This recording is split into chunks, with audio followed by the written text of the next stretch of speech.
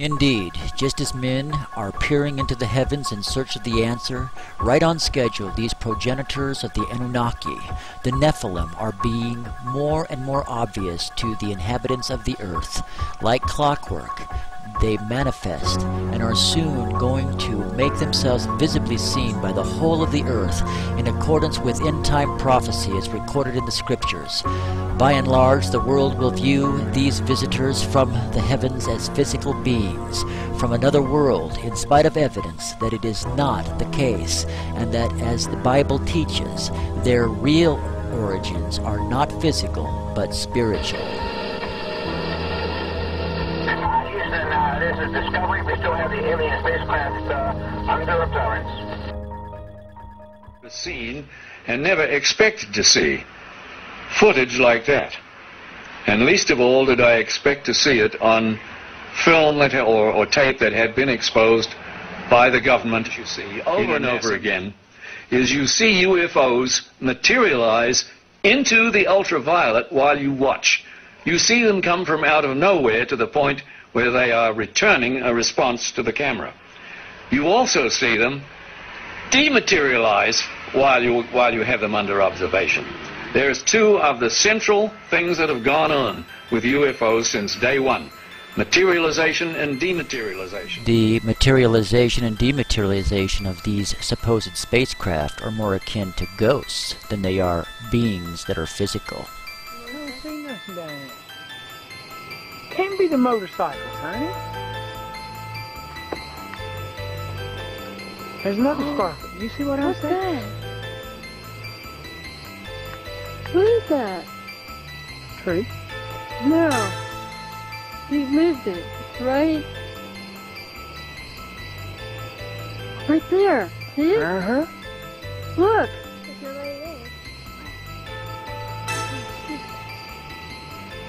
Look. Isn't it those people? Can't be. There's no Not up in a tree.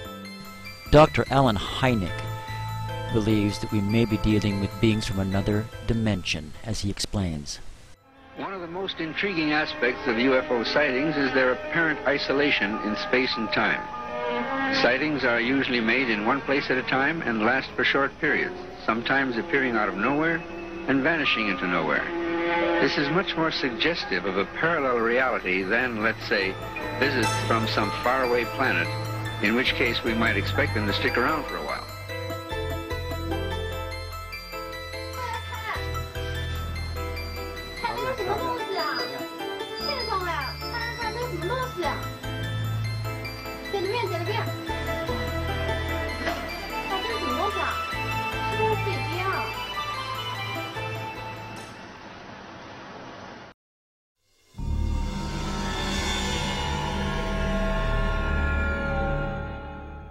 Now we've come to the conclusion that abduction, of their involvement with human beings, that this is the center of the entire UFO phenomenon, and that actually when people have UFO sightings, it's very possible that what they're seeing is something on its way to or from an abduction of somebody. They're not just flying around up there, they are interested very profoundly in human beings. What? With a ball, no hair, no eyebrows, no eyelashes, and no earlobes, no ear. You know, we could say very large eyes.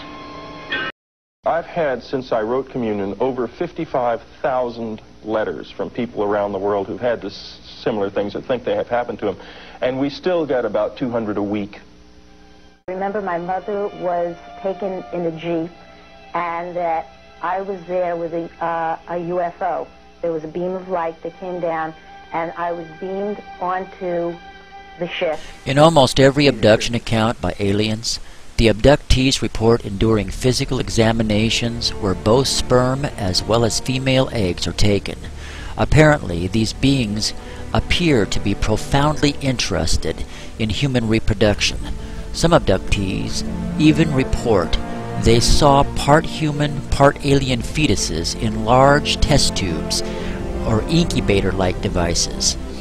If these reports are genuine, or even a small portion of these reports are genuine, it would appear these beings are experimenting with hybridization between themselves and our race.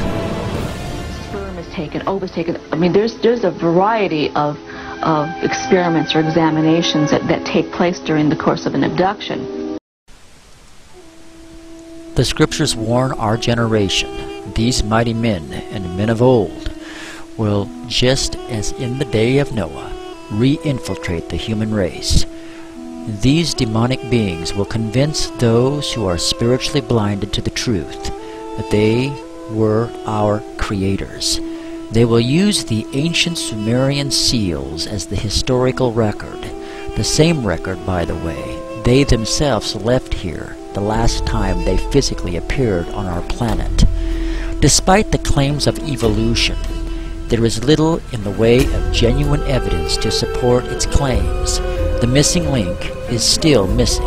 However, when these evil spiritual beings emerge, the world will believe. It will all make sense to the fallen human mind. These beings that men believe came from Nibiru, Planet X, are the link between us and the large ape.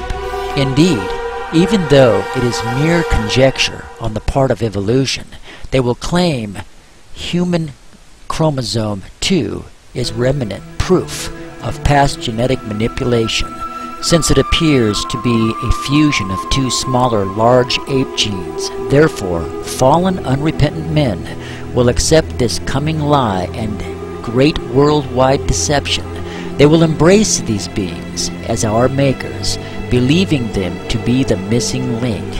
After all, the account these evil beings left at Sumer state they combined their genetics with a creature already indigenous to the earth to form man.